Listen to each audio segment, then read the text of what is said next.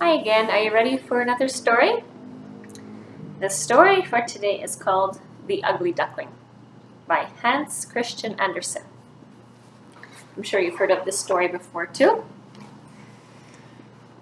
but it's a nice one, and if you haven't, you enjoy it, and if you have, enjoy it again because I think it's a very neat story. The Ugly Duckling. The mother duck was waiting for her eggs to hatch. Slowly the first shell cracked. A tiny bill and a tiny yellow wing appeared. Then, with a rush, a bedraggled yellow duckling fell out. He stretched his wings and began to clean his feathers. Soon he stood beside his mother, watching as his sisters and brothers all pushed their way out of their shells. Only one shell was left. It was the largest, and the mother duck wondered why it was taking longer than the others. She wanted to take her babies down to the river for their first swimming lesson. There was a loud crack, and there lay the biggest, ugliest duckling she had ever seen. He wasn't even yellow. His feathers were brown and gray. "Oh dear," said the mother duck. She led the family down to the river, the ugly duckling trailing along behind the others. They all splashed into the water and were soon swimming gracefully. All except the ugly duckling, who looked large and ungainly even on the water. There's the ugly duckling.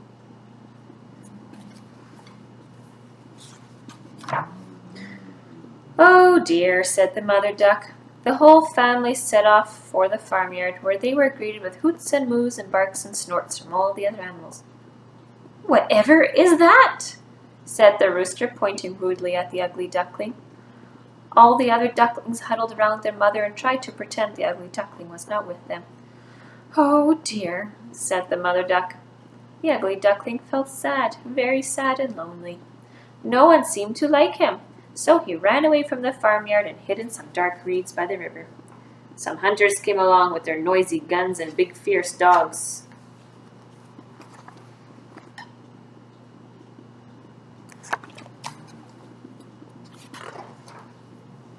The ugly duckling paddled deeper into the reeds, trembling with fear.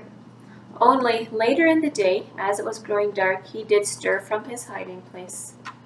All summer he wandered over fields and down rivers. Everywhere he went, people laughed and jeered at him. All other ducks hissed at him or tried to bite his tail. As well as being ugly, the duckling was very lonely and unhappy. Soon winter came and the rivers began to freeze over. One day the duckling found himself trapped in the ice. He tucked his head under his wing and decided that his short life must have come to an end. He was there early the next morning when a farmer came by on his way to feed the cows in the fields. The farmer broke the ice with his shoe, wrapped the ugly duckling in his jacket, and carried him home to his children. They put the poor frozen ugly duckling in a box by the fire.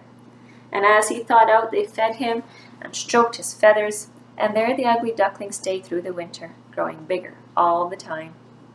Now the farmer's wife had never had much time for the ugly duckling. He was always getting under her feet in the kitchen, and he was so clumsy that he kept knocking things over.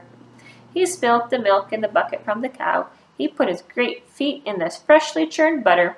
He was just a nuisance, and one day the farmer's wife had enough. So in a rage she chased him out of her kitchen, out of the farmyard, and through the gate down the lane. It was a perfect spring day. The apple trees were covered in blossom, and the air was filled with the sound of birdsong.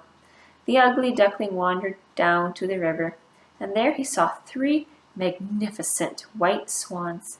They were so beautiful and graceful as they glided toward the bank where he stood. He waited for them to hiss at him and beat the water with their wings to frighten him away. But they didn't do any such thing. Instead, they called him to join them. At first he thought it was a joke, but they asked again.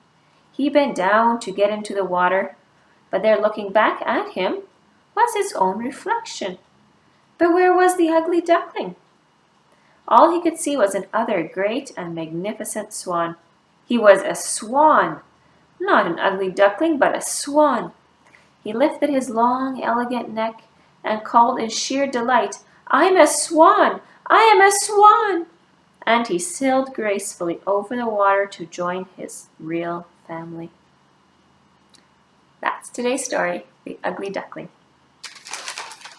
And then I'll put my bookmark by what tomorrow's story is going to be, or next time's story. Because, yeah, next time's story. And we'll see you next time. Hope you enjoyed it.